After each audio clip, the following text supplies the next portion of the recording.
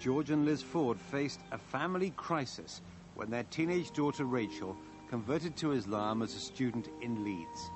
Well, when I was at school, we didn't have religious education into other religions. It was just Christianity. So unfortunately, my understanding of other religions was very poor. So my concept of Islam was incredibly limited, and I actually didn't give it any thought. Prior to Rachel undergoing her conversion, I had the impression, being fed by the media, I hasten to add, and by perhaps populist films, that most Muslims were kind of hell-bent on the destruction of Western civilization. We're all kind of extremist fundamentalists.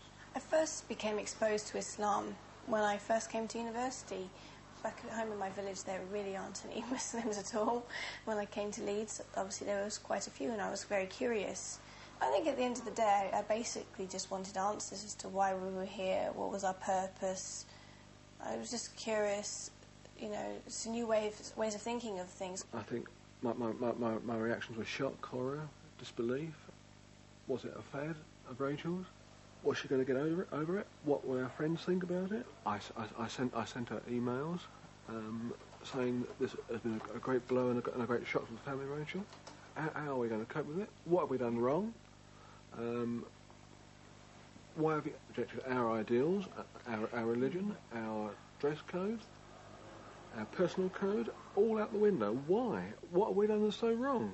I just emailed him back and I said, it's not like I've come home and said I'm gay or I'm taking drugs or anything like that. And I'm not going to do that either. I'm not going to come home and say these things. When she started to cover herself from head to toe in reams of cloth and wouldn't have a hair showing, and basically it seemed to me she didn't care what she looked like. If I was to take the hijab off tomorrow and walk out in the street with my hair loose, my mother would be dancing in the street. She'd be very happy. She doesn't want me to hide. She feels like, I guess she feels I'm hiding behind it, but I'm not. I actually feel more secure. I feel that less people are staring at me for the wrong reasons. My main thought process was this: do we rip the family apart for the sake of religious dogma, or do we concentrate on our family and keep the whole aspect of family life together? We formed the point of view that the best line of action was to take was that we loved our daughter so much that we were prepared to not lose her and to accept her standpoint and her religious beliefs. When we go and see Rachel at university, it does seem strange. They know her as Latifa. They don't know her as Rachel. I will call her Rachel. I haven't actually changed my name. I've just added to it. I felt I needed to because Rachel, at the end of the day, was my Christian name. It was a name that was given to me on the day that I was christened. I'm not a Christian anymore. But while her family has come round, it's been a different story with their wider social circle. Local friends were very much against the situation on a covert basis rather than an overt basis, giving grimaces, frowns, a kind of vibe of disbelief.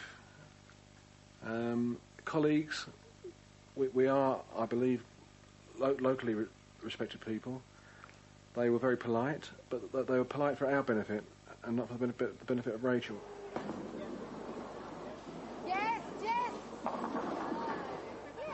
There was a time where we went out with a friend, a friend who unfortunately I won't class as a friend now. And she was certainly plied with alcohol, even though Rachel, as a Muslim, of course, does not drink, and she will not drink. And she asked for a Coke, and it had something else in it. It definitely has something else in it. Things that have bothered me have been reaction of people that I do care about if they have been against it. There was a family event a while back where I did feel that I was snubbed. I felt that my family was neglected as well because of me and what I had done. Frankly, this has now given me a very great insight into how minorities must feel. I've never been a minority. I've always been a majority, and to be on the other side of the fence has been a very cursory experience for me. I feel that they have been through a lot. I mean, it's a huge shock for them to have a daughter who's decided to change to a religion that they would see as so totally different to their own, even though it isn't, and they do understand that now. When Rachel did change and reject a lot of what we stood for, why was it our fault? Was it our fault? Well, now I can say no, it's not, because we did do our best. We're only human beings. And now we actually have a very forthright, intelligent, independent young lady as a daughter, and I'm so proud of her. But I can say that today, but probably last year, the year before, I would have been saying different things. But life is a journey.